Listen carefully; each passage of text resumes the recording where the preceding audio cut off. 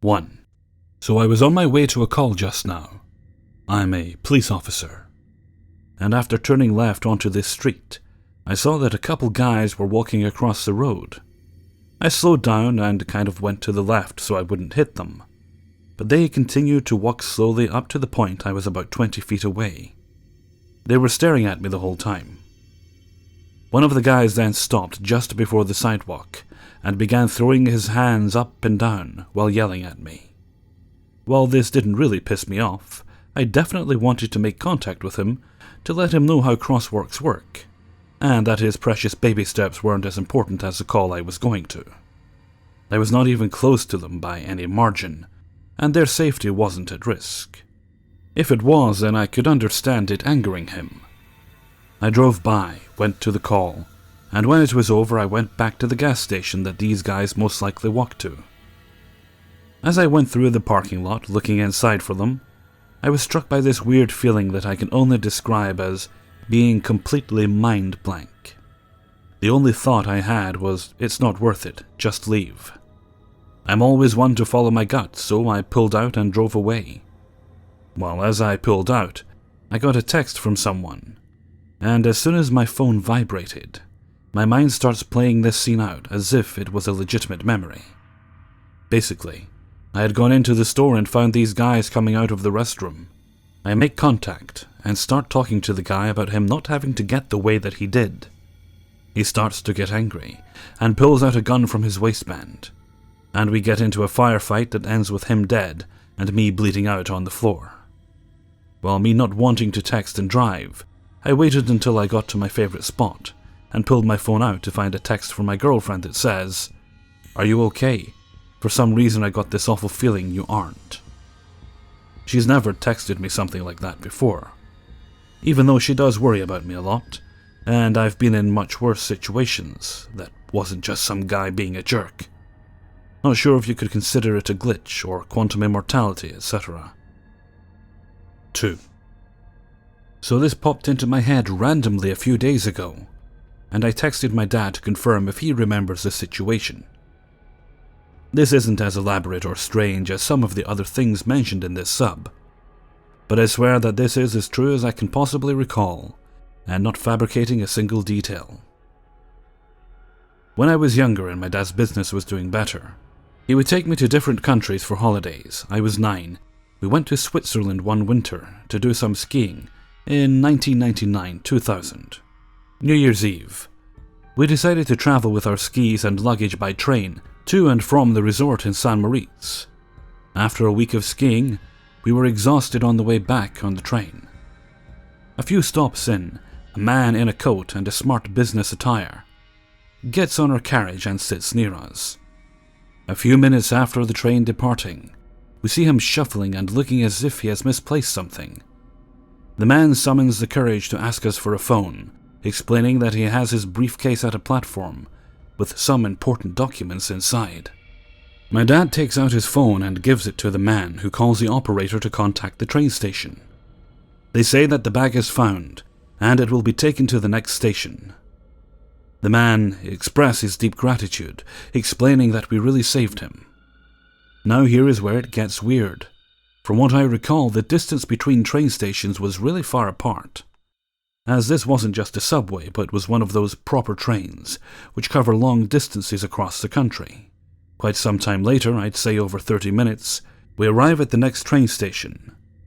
A man in uniform holding a briefcase enters our carriage, asking if we were present, and the businessman responds confirming that is his bag after checking the contents. He looked sincerely relieved to get his briefcase back after scavenging the contents and confirming his important documents. All of us look at each other at this point with a confused expression. But before any of us could react properly, the train station worker left the train. The commencing few minutes had a supernatural and creepy feeling, as we discussed how the bag was able to make it to the next station before us on a moving train. Until this day, neither my dad nor I have an explanation. Any comments or feedback would be appreciated, as I still cannot explain it. Both my dad and I remember this incident quite clearly, and it wouldn't make sense for any air delivery for the briefcase. 3. The terrible. For the life of me, I can never remember road names, and barely remember man-made landmarks.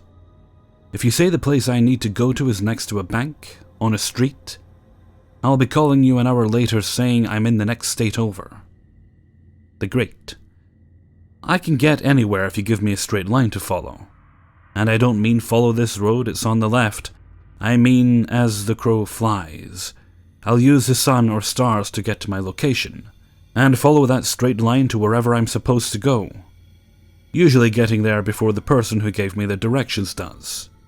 The story. When I was 14 or 15, can't remember which, but I know it was early high school.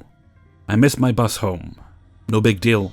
I know there are 2 different ways to walk home, depending on how much effort I'm willing to give. Am I willing to give a whole fuck about getting home? Then take the left out of the exit, south facing, and hoof it up all those hills. Only half a fuck left to give? Take a right, spend an extra half hour walking, but it's all flat sidewalks. Both directions took me several years to figure out before I would stop getting extremely lost, to the point where I almost walked clear into the river, which is in the opposite direction of my house multiple times. This particular early May day, I don't have a fuck to give. I don't even have half a fuck to give. This is in Georgia, a state famous for having summer start in mid-March, and be up to the high 80s and 90s with 80% humidity within a week of winter ending. I was a grungy emo kid too, so you can imagine little old me decked out in black, 2 big clothes sweltering the second I get out of the building. I'm up to the gate, looking left at the hills and thinking, fuck that. Looking right at the rushing traffic and screaming kids, there was an elementary school less than 100 feet down the road. Thinking, fuck that too. Then I realize there's a third path I could take. There's a neighborhood entrance right in front of the gate, and I vaguely recognize the name on the big sign as being the same as on the road sign by a little road that led out on the main street my house was on, just a few houses down. I figure, in all my idiot glory, that there's just got to be a straight line through this neighborhood that'll get me home before the sun boils me right out of my skin. I was wrong. There was no straight line, not that any roads following. Following the straightest path, I hit a fence. On the other side, trees. Shitloads of trees, stretching on into what seemed forever, towering and fluffed up to the lowest branches, which were still far over my head, with shrubs and thorn vines and kudzu. I decide to risk it. I hop the fence, lock my ankle in the process, which hurts worse than you'd think, and immediately try to go back. I can't. There aren't any horizontal boards on this side of the fence, nothing to climb. I turn, check the sun to get my bearings, and march off in what I'm damn sure is the direction of my house. 2 hours later, which even with having to cross a river is still insane, I have somehow not reached my house yet. I haven't even reached the giant power plant or whatever those power station things you see on the side of the highway are yet. I can't even hear the road anymore, or kids outside, or sirens in the distance.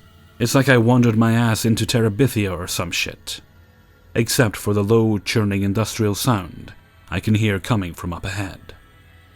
You know the direction my house is supposed to be. I follow the sound. It's all I've got at this point, to find the factory. Or the factory, since I don't really know what it was. It's brick all the way round. Small rectangular windows bordering around the near top, all of which have those metal slat shutter deals in them. 2 giant smokestacks stuck out the top of it, like the old mill buildings downtown.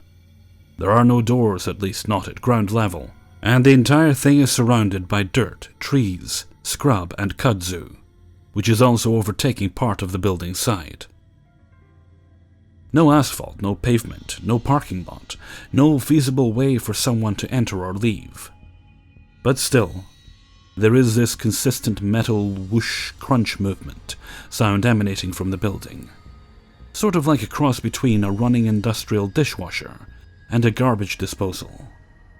The sun's been getting lower, so there's enough shade to tell there are lights on inside, reflecting off the metal shutter things. I get close enough to almost touch it, because I was consumed with this idea that as long as I can touch it, it has to be real. When my ADHD ass notices out of the corner of my eye the very tippy tops of that power station I mentioned earlier. I hoofed it to the power station, made it to the main road, and back to my house. How it gets weirder. It's been almost a decade since then. I'm 22 now, and this past spring break, which due to my geographic location in Georgia, happens about a week later than everywhere else, I decided I wanted to go find that building again. I tell my roommates, I'm not friendly with them, it's just a so we can pay rent deal, that I'll be gone for a week, staying with my friends. I tell my friends whereabouts I'll be in case I don't check in one day, and they need to tell the cops where to find my body. I pack what would have been enough supplies for a week. Remember, I'm not good with remembering man-made landmarks. It took me over a day to find my old high school, and set off. I finally get to the same woods, got lost in South Carolina for 15 hours. Not fun. And to that same fence I hopped, at around the same time as back in high school, and jumped it. So it's Sunday, which is important. Day 2 of full spring break when I jump the fence. I get a bit sentimental about being in these woods again, because they're very beautiful and the sunlight filters down with a pleasant, cool breeze, also important. There are frogs jumping and croaking, birds chittering, a squirrel pooped on me. It was like camping, except I was an idiot. I had a pair of broken sandals, a backpack full of beef jerky and Lunchables, 2 packs of smokes, my phone, and old-fashioned film camera. Spin the wheel, take the pic, wait several weeks for a CVS to develop it. Because I wanted pictures, goddammit. I'm wearing holey jeans, a wife beater, and a massive hunting jacket tied around my waist just in case. But I get overwhelmed by how nice it is outside that I camp for the night, mostly by climbing the least ant-filled tree and wrapping up in my jacket, and mark my location mentally, so I can start the search in earnest in the morning. Except, I am a dumbass. This is Georgia in April. There is only one reason why the humidity would be that low with a cool, strong breeze. That reason is April is the start of storm season, which in this specific part of Georgia is also tornado season. Monday morning, the day starts out fine. I start my trek and enjoy the weather not being hotter than the inside of Satan's ass crack, and I'm making good headway. Then the wind picks up, then the sky goes dark. Then the rain starts pelting down, freezing, thick and grimy with city water. You know how the water cycle works, I'm not going to explain it. That's just as I hear that distinctive, never heard it anywhere else, metal whoosh crunch movement sound. Just up ahead, over a moderately sized hill, it happens. In the far-off distance, muffled by trees and other nature whatnot, I hear a fucking siren go off. Not police, ambulance, or fire truck. Nope, it's the goddamn emergency weather siren. But I'm an idiot, we've established this, so I press on. Because I'm pretty sure I can make it over the hill and get a picture of this place before the twister comes down and drags me off to Oz. I get so fucking close to getting over the hill when the wind turns nasty. And so strong, it whips my 119-pound ass back down the hill, feeling like I've just taken a dragon kick to the face and chest. I try one more time, because I want this stupid picture, alright? I've already been lost in the fucking Palmetto State, left the city twice, and got a beetle bite on my ass. I'm so pissed off I'm willing to get a picture or, as it's turning out, to be very literal, die trying. That's when a minor flood comes bursting over the hill. I gave up, hauled ass off to where I hoped the power station was. I was almost right, I ended up down the street from it. Which makes even less sense, but I was trying not to get hit by, I can only assume, low-flying sheds at that point, and ran to my parents' place. Now that I'm less of an idiot, hopefully, and no longer running on the mental exhaustion caused by having 6 midterms in 3 days just before break, I'm tempted to go back and look for it. Just tempted, mind you. I looked up the city records for buildings, commercial and residential, and nothing is listed for that area other than the power station. I've biked up and down the surrounding roads looking for signs, looking for driveways to anything that could be connected to it. The place sounds like the dam building by the river, with its machine noise, but it's smack dab in the middle of the woods, so I'm out of answers. 4. These are mainly minor events, but please keep in mind, this is over the span of about 4 days now. I've been talking to my girlfriend about this idea of living in a simulation, and how some people theorize when you experience synchronicity, that it's some operator of some kind trying to tell you something. Basically, she brushed me off as crazy, as any sane person would. But since then, we have experienced tons of synchronicity. This one would be kinda long, but the TLDR version is the same last name popping up 3 times. Commercial for Budweiser coming on as I walk in the door, with Budweiser on Cartoon Network during the day, radio commercial coming on as a company is mentioned at work, and a few other little things I will try to recall accurately. A little background. Me and my girlfriend work in a college bookstore for a company called Follet. As such, one of our competitors is Barnes & Noble. We offer price match for them, but most people don't choose to do that since they can just go straight to them if they want to save the money. A customer comes in and asks to do a price match, and during the transaction a Barnes & Noble radio commercial comes on. I have never heard a bookstore advertise on the radio before, and I listen to the radio all day at work, and on the way there and home. The first instance of the last name situation was a customer calling to check on the status of an online order. She was getting very frustrated because we could not find anything under her last name, Kirby. She then laughed at herself and said she accidentally gave us her maiden name, and that's why we couldn't find anything. She said it was very odd because she had been married for 5 years and didn't know why she thought to give us her maiden name. As soon as I get off the call with her, my boss comes to the front of the store and says our new regional manager has been announced. His last name is Kirby. This evening, my girlfriend's little sister gave me an Assassin's Creed book, whose author's last name is Kirby. I'm a huge Assassin's Creed fan, and found this very strange, since the game is mainly focused around exploring the protagonist's ancestry through simulations. The Budweiser one has pretty much already been explained. They don't air alcohol commercials during the day on Cartoon Network, but for some reason, one came on as soon as I came in the door with some. Not to mention, I usually drink Bud Light, but I always see tons of Bud Light commercials. But I haven't seen a Budweiser commercial in months until yesterday.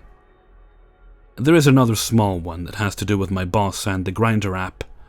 We were in his office when his phone starts making this obnoxious fire alarm notification sound, which he realizes is Grindr only after he opens his phone and closes the app. He says something along the lines of, "This is ridiculous, I'm a professional, and I can't have this app running in the background making loud noises. I need to have control over the volume or I will have to remove the app." I Google it to find out why it's making the noise, but what I stumble across was a comment somebody had made saying pretty much what my boss had said in his office 5 minutes ago, only this was posted months ago. The strangest thing, they have the same first name, and my boss swears the first time he heard the notification noise was right then in his office. 5.